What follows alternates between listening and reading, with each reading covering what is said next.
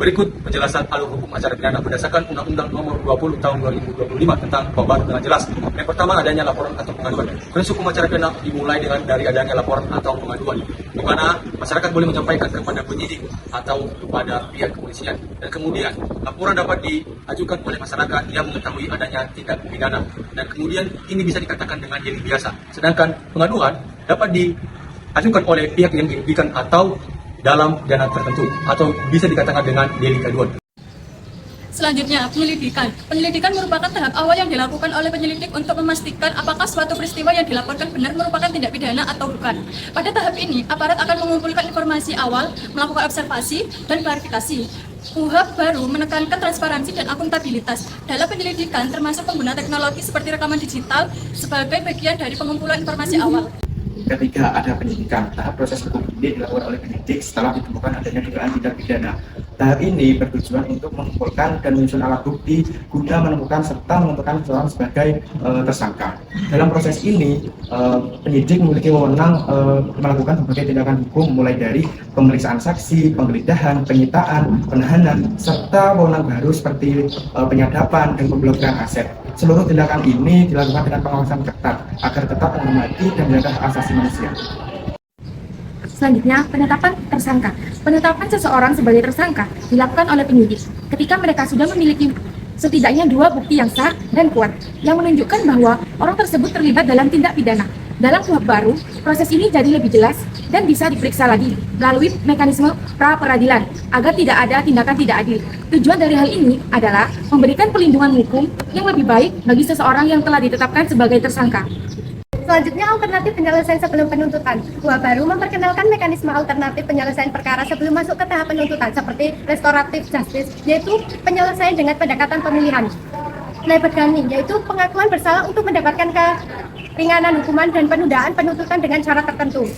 Tahap ini bertujuan untuk menyelesaikan perkara secara lebih cepat, efisiensi, dan berkeadilan tanpa harus melalui proses persidangan yang panjang. Selanjutnya, penuntutan. Apabila penuntutan tidak diselesaikan melalui mekanisme alternatif, maka berkas perkara dilimpahkan kepada jaksa penuntut umum untuk dilakukan penuntutan. Jaksa akan memeriksa kelengkapan berkas dan menyusun surat dakwaan yang menjadi dasar pemeriksaan di pengadilan. Dalam KUHP baru, tempat penguatan koordinasi antara penyidik dan jaksa melalui sistem penuntutan terpadu.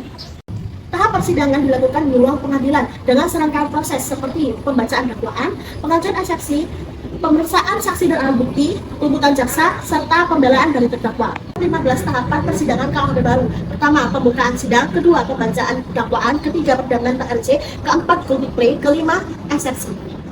Dalam ada opening statement, di mana jaksa penuntut umum dan advokat menjelaskan bukti, lalu ada kemudian jaksa penuntut umum, di mana jaksa penuntut umum memberikan bukti, lalu ada pembuktian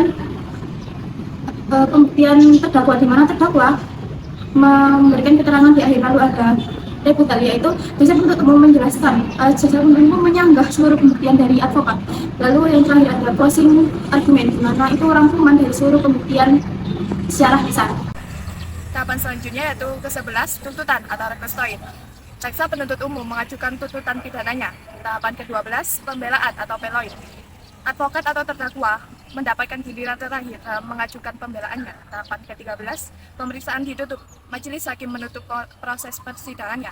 Tahapan ke-14, musyawarah majelis hakim wajib berpedoman pada pasal 51 sampai 55 KUHP baru. Dan tahapan yang terakhir ke-15, putusan. 8. Putusan hakim.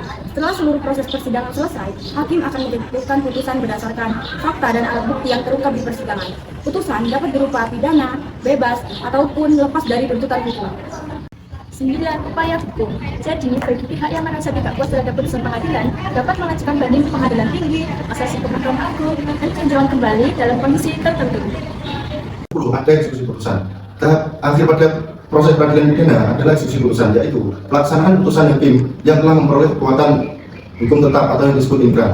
Eksekusi ini dilaksanakan oleh jaksa dan dapat mencakup berbagai bentuk seperti pidana penjara, denda, atau pidana lainnya, misalnya kerja sosial atau rehabilitasi.